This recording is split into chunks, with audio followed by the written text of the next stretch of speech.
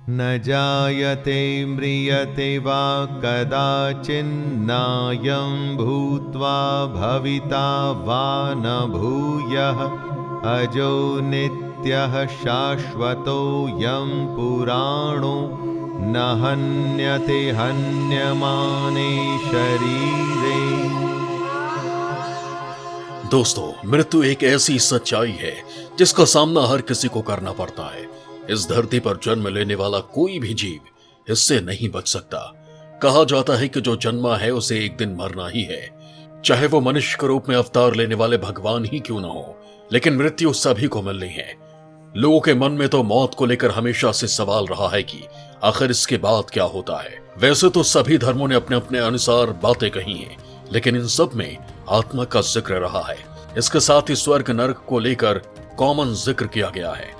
आत्मा को लेकर कहा जाता है कि ये कभी नहीं मरती है। इंसान की मौत के बाद भी आत्मा हमेशा रहती है, बस इसका स्वरूप बदल जाता है।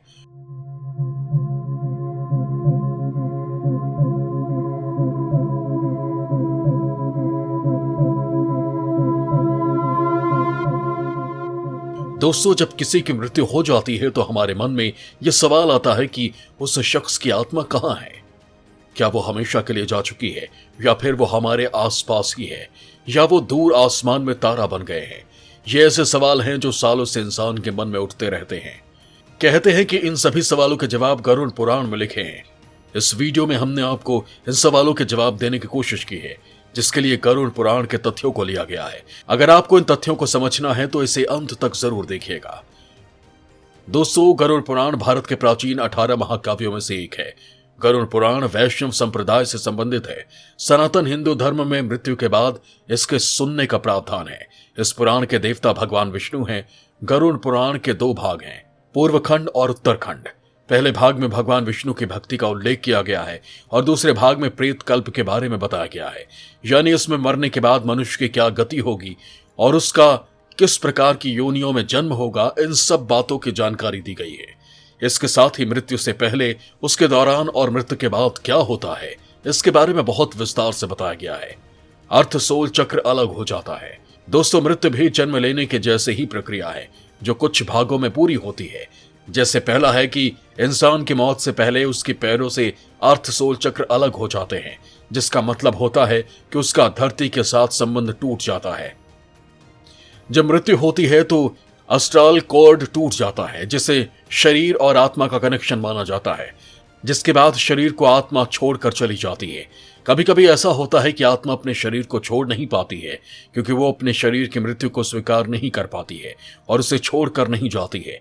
ऐसे में इंसान को जिंदा रहने का एहसास रहता है, लेकिन एस्ट्रल कोड के तहत ये शरीर से अलग हो चुकी होती है, जिसका यही मतलब होता है कि उसे शरीर के मोह को छोड़ना होगा। वो वहां नहीं रह सकती, उसे वहां से जाना ही होगा। आत्मा को ना चाहते हुए भी शरीर को छोड़ना पड़ता है, क्योंकि कहते हैं कि कोई ऐसी अदृश्य शक्ति होती है जो उसे ऊपर की ओर खींचती है। शरीर का अंत। कहते हैं कि जब आत्मा शरीर को छोड़ती है तो उसके आसपास के लोगों के विचार एक शोर की तरह सुनाई देते हैं। वो उनसे बात करना चाहती है, लेकिन ऐसा नहीं हो पाता है। वो बोलना चाहती है, लेकिन बोल नहीं पाती। फिर धीरे धीरे आत्मा को एहसास हो जाता है कि उसका शरीर अब मर चुका है। वो उसमें वापस नहीं जा सकती, लेकिन वो अपने आसपास की सारी चीजों को देख सकती है। अंतिम क्रियाकर्म। दोस्तों, अंतिम क्रियाकर्म के बाद आत्मा ये पूरी तरह से मान लेती है कि अब इस धरती पर रहने का वजूद खत्म हो चुका है। जिस शरीर के जरिए वो इस धरती पर रह रही थी, वह पूरी तरह से खत्म हो चुका है। वो पंच तत्व में विलीन हो गया है। तब आत्मा एकदम हल्का महसूस करती है। वो इस शरीर के जरिए जितनी भी रुकावट या बंदिशें थी, वो खत्म हो चुकी हैं। कहा जाता है कि आत्मा अपने शरीर के खत्म होने के बाद अपनी पसंद की जगहों पर जाती है। ऐसा वो 7 दिनों तक करती है। उसके बाद वो इस धरती को छोड़कर चली जाती है और दूसरी दुनिया में प्रवेश करती है। एस्ट्रल प्लेन ये एक सुरंग होती है जिसे मौत के बाद आत्मा को पूरा पार करना होता है। कहा जाता है कि मृत्यु के बाद सभी क्रियाकर्म ठीक से करने होते हैं, जिससे उसे शांति मिल सके। मरने वाला अपने साथ कोई दुख, गुस्सा या नफरत नहीं ले जाए, इसके लिए ही ये प्रार्थना की जाती है। यह प्रार्थना क्रियाकर्म ही आत्मा के लिए भोजन की तरह काम करता है और उसे आगे की यात्रा में मदद करती है। पूर्वजों से मिलाप। हिंदू रीति रिवाजों के अनुसार मृत्यु के 11वें और 12वें दिन हवन पूजन कराया जाता है, जिससे आत्मा अपने पूर्वजों से मिल पाती है। इसके बाद एक दिव्य प्रकाश की उपस्थिति में उसकी याददाश्त सालों पुरानी बातें भी याद दिला देती है। उसे अपनी जिंदगी के सारे अच्छे बुरे कर्म एक रील की तरह दिखाई देते हैं। उसकी आंखों के सामने वो सारा लेखा जोखा आ जाता है जो उसने अपनी पूरी जिंदगी में किया है। जीवन का सार। यहां पर आत्मा ही अपने कर्मों का निर्णय करती है। यहां दूसरा कोई निर्णायक नहीं होता। जैसे अगर किसी ने उसके साथ अच्छा किया है तो उसके अच्छे के बारे में सोचती है, वहीं अगर उसके साथ किसी ने बुरा किया है तो वो उससे बदला लेने के बारे में सोचती है, और अगर उसने कुछ गलत किया है तो उसके लिए पश्चाताप करती है। जब आत्मा अपने शरीर से नहीं जुड़ी होती तो तब उसके अगले जीवन का आधार बना जाता है जो वो खुद चुनती है, जिसे ब्लूप्रिंट भी कहते हैं, जिसमें खुद अपना अलग जीवन चुनती है, जिसमें खुशी मुसीबतें सभी स्वयं ही तय करती हैं। यानी कि अगर उसने किसी के साथ गलत किया तो उसकी सजा उसे खुद ही तय करनी पड़ती है, फिर से जन्म या पुनर्जन्म। इससे ब्लूप्रिंट के हिसाब से जो आत्मा चुनती है उसी के हिसाब से हमें दूसरा जन्म मिलता है। यह ब्रह्मांड इसी तरह से चलता है। दोस्तों, कभी कभी हम अपने दुखों और मुश्किलों को लेकर अपनी किस्मत और ग्रहों को दोष देते हैं, लेकिन ऐसा नहीं होता है। ये सब हमारे द्वारा चुने जाते हैं, वहीं हमें अपने दूसरे जन्म में मिलते हैं। दूसरे जन्म के वक्त कहा जाता है कि जन्म के 40 दिनों तक हमें अपने दूसरे जन्म की याद रहती है। इसे याद करके बच्चा अकेले में हंसते और रोते हैं। इसके बाद हम सब भूल जाते हैं। तो ये था जीवन और मृत्यु का वो सार जो गरुड़ पुराण में लिखा है। वहीं विज्ञान की बात करें तो इसके मुताबिक मृत्यु का क्षण वो होता है जब दिमाग काम करना बंद कर दे और दिल की धड़कन और सांस रुक जाए। डॉक्टर इसे अपनी भाषा में ब्रेन डेड कहते हैं, वहीं आम भाषा में इसे मौत कहा जाता है। विज्ञान के मुताबिक मौत के बाद शरीर के सभी मसल्स रिलैक्स हो जाते हैं, जिसे मेडिकल की भाषा में प्राइमरी फ्लेक्सिबिलिटी। इससे पलकें अपना तनाव खो देती हैं, पुतलियां सिकुड़ जाती हैं, मांसपेशियों में तनाव के नुकसान से त्वचा ढीली हो जाती है।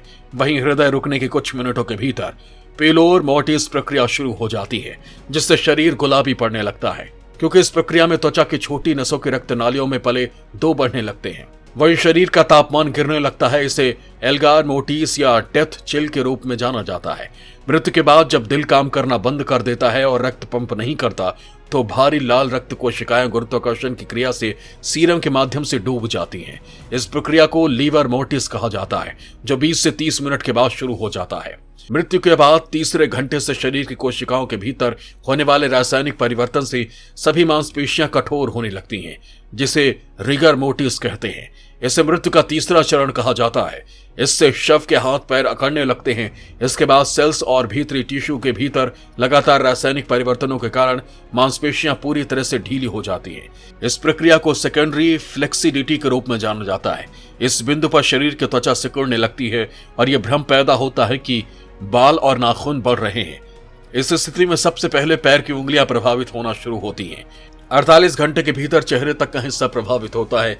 इसके बाद शरीर गलने लगता है। एक्सीडेंट एंड इमरजेंसी स्पेशलिस्ट रह चुके डॉक्टर थॉमस फ्लाइसमैन मुताबिक मौत के 5 चरण होते हैं। उन्होंने करीब 35 सालों तक एक्सीडेंट एंड इमरजेंसी डॉक्टर के तौर पर काम किया है और अपनी आंखों के सामने 2000 से ज्यादा लोगों को दम तोड़ते हुए देखा है। इतना ही नहीं, उन्होंने ऐसे लोगों से बातें भी की है जो मरते मरते बचे हैं। इन्हीं बातों और अपने अनुभवों के आधार पर उन्होंने मौत के 5 चरणों के बारे में बताया है। पहला चरण। डॉक्टर थॉमस के अनुसार मौत के पहले चरण में इंसान को कुछ सुनाई नहीं देता। वो एकदम शांति महसूस करने लगता है। उसका सारा डर, सारी टेंशन, सारी तकलीफें खत्म होने लगती हैं, या फिर यूं कहा जाए कि उनका भान नहीं रह जाता। मौत के दूसरे चरण में इंसान को उसका शरीर हल्का महसूस होने लगता है। उन्हें ऐसा महसूस होता है जैसे वो हवा में उड़ रहे हैं। तीसरा चरण। मौत का यह चरण थोड़ा राहत देने वाला होता है। डॉक्टर थॉमस ने जिन लोगों से बात की उनमें से 98% लोगों ने ऐसा बताया कि उन्हें आराम महसूस हो रहा था, जबकि बाकी के 2% लोगों का कहना था उन्हें खौफनाक आवाजें सुनाई दे रही थी और साथ ही खराब गंध भी आ रही थी। चौथा चरण। मौत के इस चरण में इंसान को अचानक एक रोशनी दिखाई देती है। वो बहुत ही तेज, गर्म और अपनी तरफ खींचने वाली रोशनी देखता है जो धीरे धीरे अंधकार में बदल जाती है। पांचवा चरण।